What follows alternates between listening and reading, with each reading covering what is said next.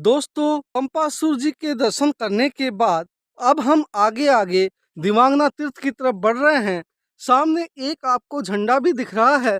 वहीं से कुछ दूर आगे बढ़ते ही दिवांगना तीर्थ आपको देखने के लिए मिलता है। अब मैं दोस्तों इन पहाड़ियों के बिल्कुल बीचों बीच हूँ और ये सीढ़ियाँ जा रही हैं। यहाँ का इन्वायरमेंट बहुत ही शुद्ध है और आपको पूरा हरा भरा जंगल नजर आएगा जहाँ तक भी आपकी नजर जाएगी। आप देख सकते हैं। वैसे दोस्तों, ज़्यादातर जो सिद्ध पुरुष होते हैं, साधु महात्मा हैं, वे ऐसी ही जगह रहते हैं जो बस्ती से दूर दराज का इलाका हो। आप यहाँ पूरा ही जंगल देखेंगे, आसपास तो यहाँ पर आपको कुछ भी नहीं दिखाई देगा। फाइनली दोस्तों पहुँच गए हैं देवांगना तीर्थ पर। यहाँ पर वीर बजरंगबली हनुमान जी का मंदिर भी विराजमान है, जिसके दर्शन मैं आपको इस वक्त करा रहा हूँ। जय हो वीर बजरंगबली हनुमान जी की। दोस्तों, यहाँ पर हनुमान जी के बाद जो दूसरे मंदिर में आए हैं, इसमें राम लक्ष्मण एवं सीता माता जी विराजमान हैं, जिनके दर्शन इस वक्त आप कर रहे हैं। साथ में दोस्तों यहाँ पर मौजूद गुरुजी हैं जो इस मंदिर की सेवा में रहते हैं। गुरुजी, सबसे पहले मैं आपको नमस्कार करता हूँ।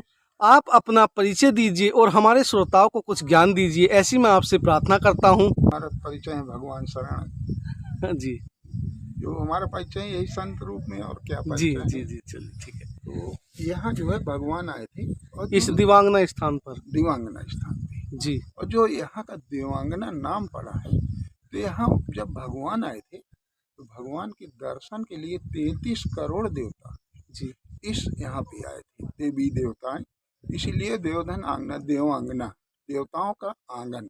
जी तो इससे इसका देवताओं का आंगन देवांगना नाम। और यहाँ भगवान ने यहीं से अपना प्रण किया, सबको आश्वासन दिया भगवान ने कि हम यहाँ से निश्चरों का संहार करके। दोस्तों, हमारे साथ में यहाँ के गुरुजी हैं। इस वक्त मैं दिवांगना धाम पर हूँ और हम इन गुरुजी से यहाँ के बारे में कुछ ज्ञान प्राप्त करने की कोशिश करेंगे और आप तक उस ज्ञान को पहुँचाने की कोशिश करेंगे। जी गुरुजी। अमरपुर कहा जाता है, राजा इंद्र की राजधानी थी। और उस राजधानी में जैसे कोई गांव कहीं लगता है, कोई गांव कहीं लगता है, तो यहाँ नागों का, सर्पों का स्थान, नाग रहते थे। जी और वो नाग की लड़की जो थी उसका नाम था कलावती के नाम से विख्यात थी पहले। इसके बाद वो जयंत को ब्याही गई, इंद्र का पुत्र। तो जयंत को जब ब्याही गई थी, वहाँ ये उसी के साथ रहती थी। वो भी यहाँ रहने लगा था जयंत। तो कुछ दिनों में ऐसा हुआ कि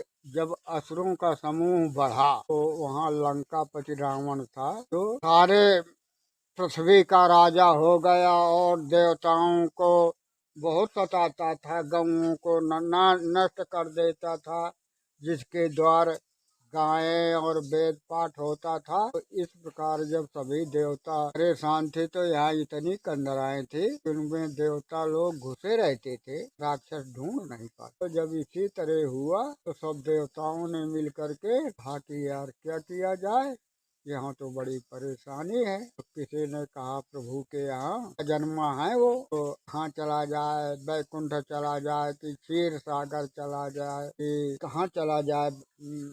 तो इसी प्रकार से जो शिव जी ने कहा, देखो भाई, भगवान घट घट वासी हैं, वो जहाँ देखो तहाँ है, वो सबके हृदय में है, सब जीवों के हृदय में, सब पेड़ पौधों के वृक्ष में। उन्हीं का सुमिरन किया जाए तब ये दुख दूर होगा। तो इसी तरह स्तुति किया था कि प्रभु आपकी जय हो, हम आपकी शरण में आए हुए हैं, हम लोगों की रक्षा करो, हम मुसीबत के सताए हुए हैं, यहाँ राक्षसों से हमारी कोई पार नहीं बिसाती, हम दुख के कारण इसे वन में लुके पड़े हैं और प्रभु आपके सिवा कोई हमारी सहायता नहीं कर। प्रभु ने आकाशवाणी हुई, देवताओं घबराओ नहीं, हम अभी जो तुम्हारे यहाँ ये दुख है, ये संकट को हम तत्काल निवारण करेंगे। हम राजा दशरथ के यहाँ जन्म ले करके और सारी पृथ्वी के राक्षसों को नाश करके धरती को फिर पूर्ण रूप से प्रकाशित करेंगे। तो इसके बाद फिर क्या हुआ, जब भगवान का अयोध्या में जन्म हुआ, तो जन्म तो जो उत्साह होते हो करके फिर उन्हीं का स्मरण होते रहा। फिर वो जब सयाने हुए तो फिर उनका संस्कार हुआ, नामकरण हुआ। इसके बाद क्या हुआ, आदि संबंध हुआ जनक के यहाँ, सीता जी के साथ संबंध हुआ। सीता जी जो है शिविर से निकली थी, उसकी कहानी इस तरह है। फिर मारा था। यहाँ पंपासुर नाम का राक्षस है, ताल जी से पंपासुर कहते हैं, एक आंख का था। तो यही निवास किया है। जब प्रभु प्रथम यही है देवंगना में आए थे, यही सबसे देवांगना में, पहले, हाँ, देवांगना में सबसे पहले यही आए थे। जी। रामायण में अयोध्या कांड में चौपाई है, राम लखन सीता सहित होवत परम निकेत, बासो तब अमरपुर सची जयंत समेत। यहाँ शोभा पा रहे हैं जो अनेकों कुंड हैं, उनमें जल भरा हुआ है और बहुत सुंदर स्थान है। यहाँ प्रभु हम आकर के कुछ रोज निवास किया था। और जयंत को जो है उसकी माँ ने सची जो थी, उसने आज्ञा दिया कि प्रभु आ रहे हैं, यहाँ मंच बना दो उनको रहने के लिए। अच्छा, इसी दिवांगना स्थान पे। हाँ, अच्छा। तो फिर यहीं मंच बनाया था। प्रभु कुछ रोज यहाँ रहे थे। और फिर इसके बाद क्या हुआ कि वो जो है देव कन्या भगवान को तप कर रही थी। इसकी कहानी मैं छोड़े देता हूँ, साथ में सुनाई देता हूँ जी। तो तब कर रही थे कि भगवान कैसे दर्शन नारद जी ने आके यहाँ बताया था। यहाँ हाँ, इसी दिवांगना पे, इस स्थान पर ही। हाँ, नारद जी ने आकर बताया था देव कन्या से हम्म। कि अब भगवान का जन्म हो गया है और तुम्हारे यहाँ अब आएंगे और यहाँ सब राक्षसों को मारेंगे। तो देव कन्या कहती थी वो कैसे प्रभु हैं जो राक्षसों को मारेंगे।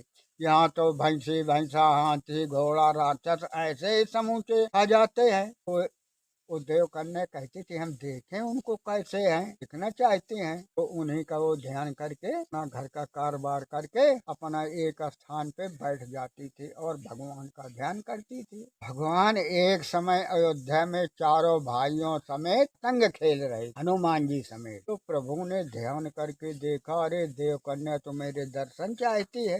अच्छा। तो भगवान ने वहीं से पतंग उड़ा दिया।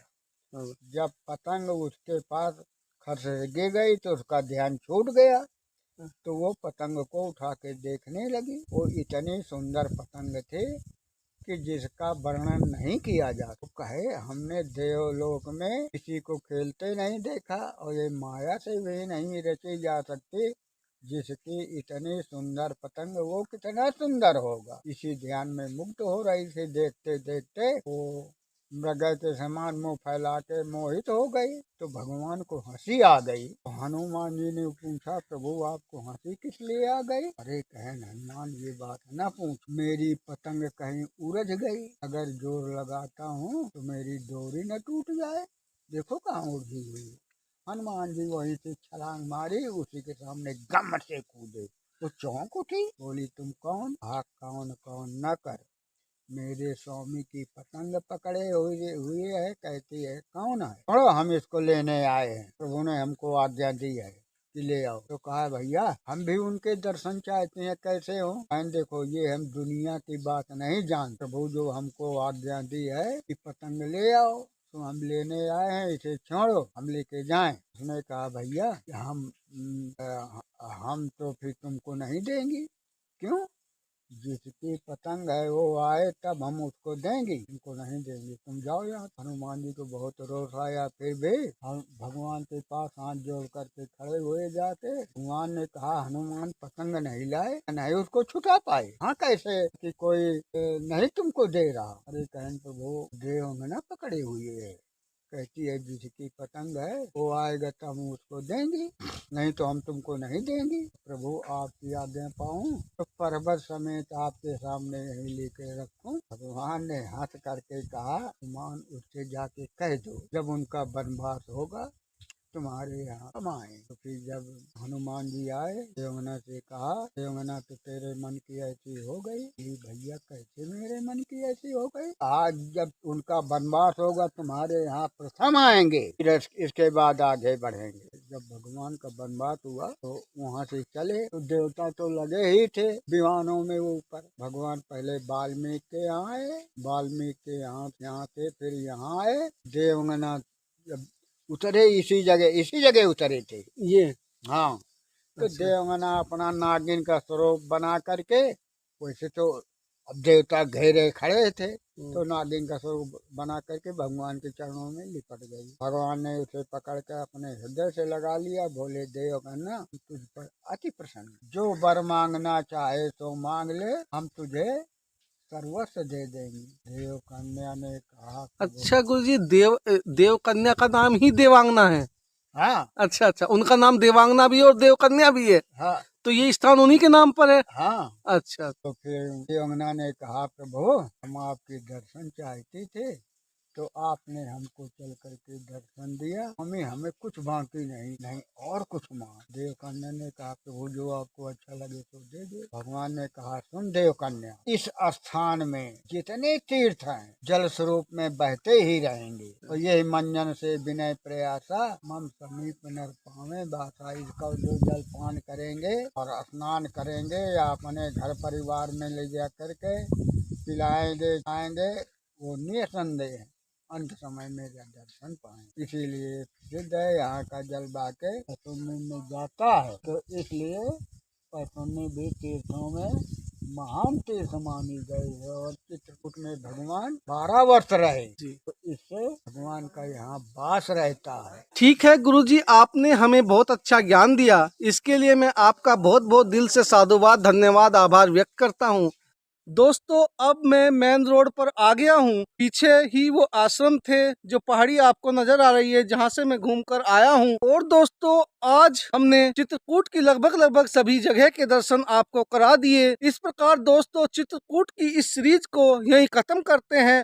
अब मिलते हैं दोस्तों किसी नए सफर में, तब तक के लिए नमस्कार, जय हिंद, जय भारत।